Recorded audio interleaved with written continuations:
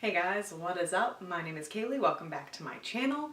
Today I am coming at you with my top graphic novels and manga of 2018. I wanted to do this separate from the novels because otherwise my list would be epically long, and I thought it'd be easier to sort through if you're more interested in graphic novels slash manga, or otherwise if you're more interested in novels, then you can watch my best novels of 2018.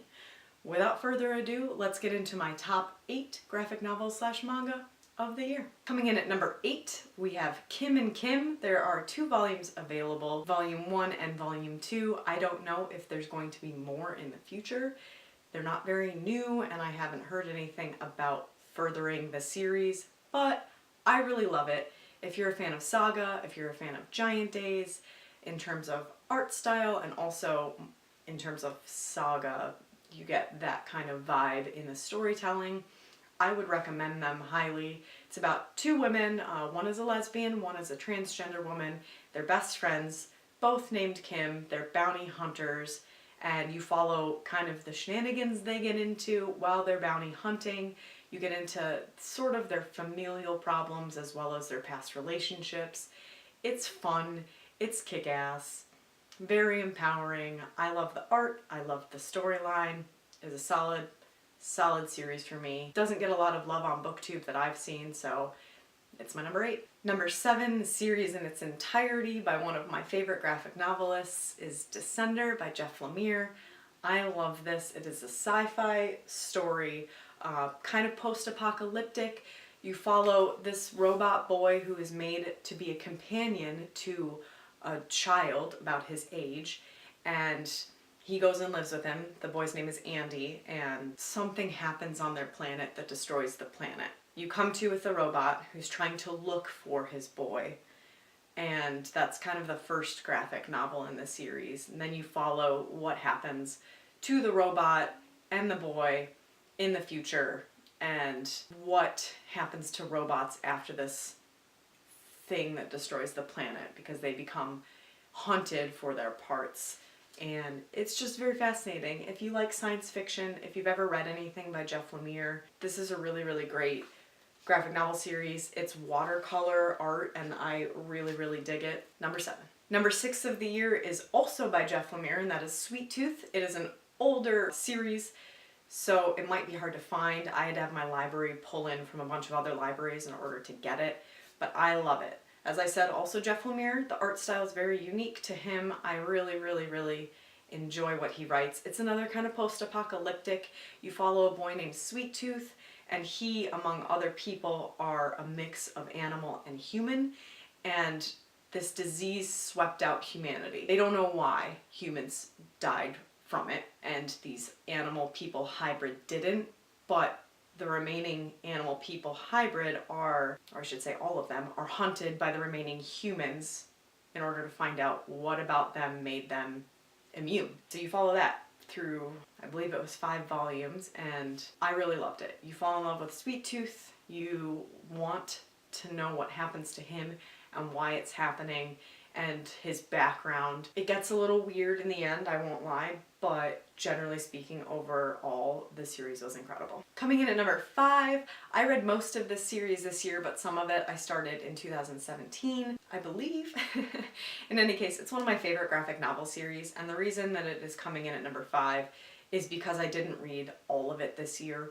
Also because I want to give light to some lesser known graphic novels, and I feel like anybody who reads graphic novels and watches or is part of BookTube knows about this series, and that is Saga.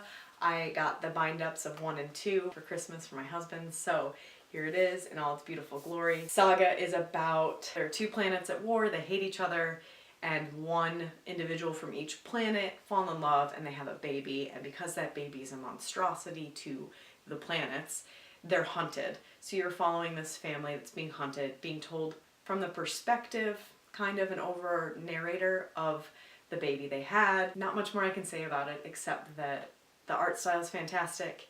You really, really care about the people, the family and the people involved with the family as the story progresses. It's heart-wrenching, it's amazing, it's continuing. Volume 9 just came out like a couple months ago. If you've heard about it, you know. That's all I'll say. Number 5. Number 4 is a new series to me. I found them through Natalie over at Pages and Panels, and that is Space Boy. I'm holding up volume 2, though I haven't read it yet. It is on my TBR for January this month.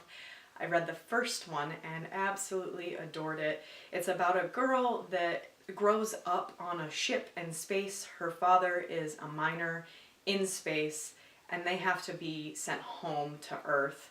She's never lived there, so it's about acclimating to Earth, which is a future Earth for us. So there's a lot more technology, a lot more investment in technology, and she has to, you're following her kind of trying to figure out how to fit in, and then she meets this boy, Oliver. This volume is probably going to be more about Oliver, this boy on the cover, but I really can't say.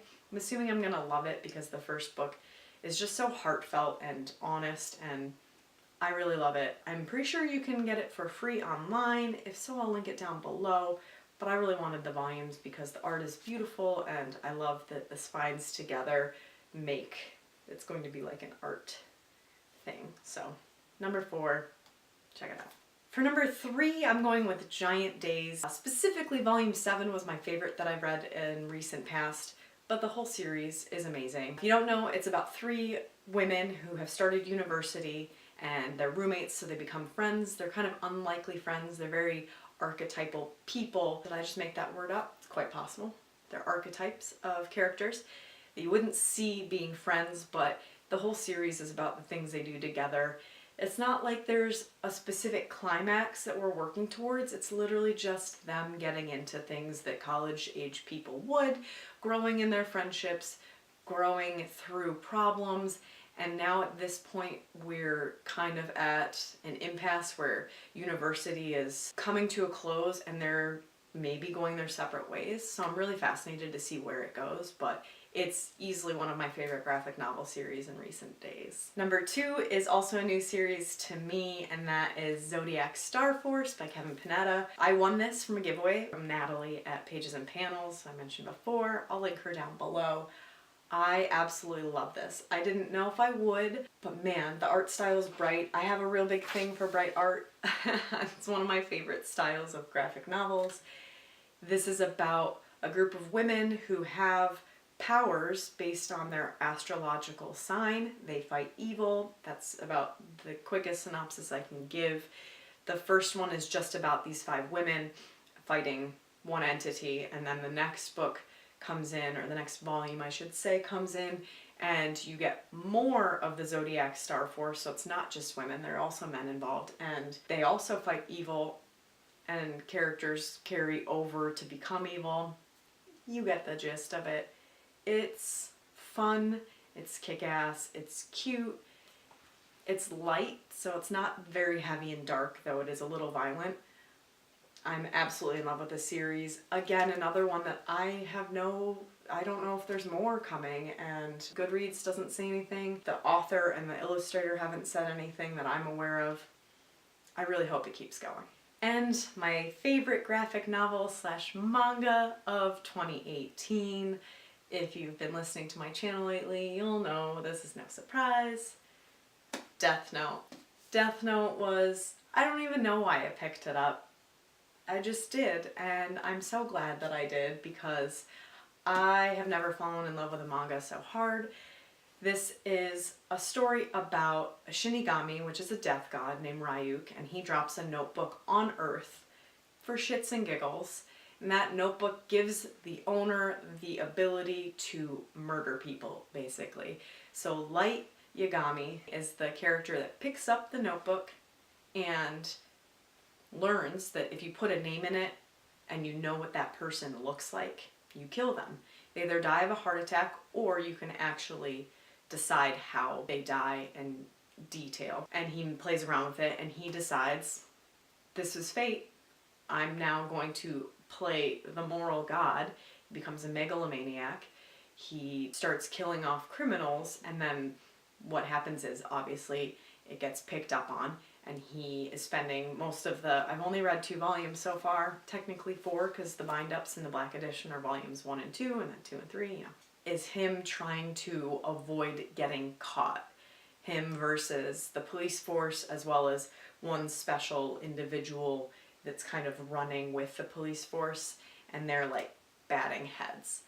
It's so fascinating. I love the Shinigami that he can see that follows him, the whole catalyst to the story. I also got my husband into it. We watched the accompanying anime as far as I've read, so this is just something that if you like manga, if you like graphic novels, if you like fantasy, this is something you should check out.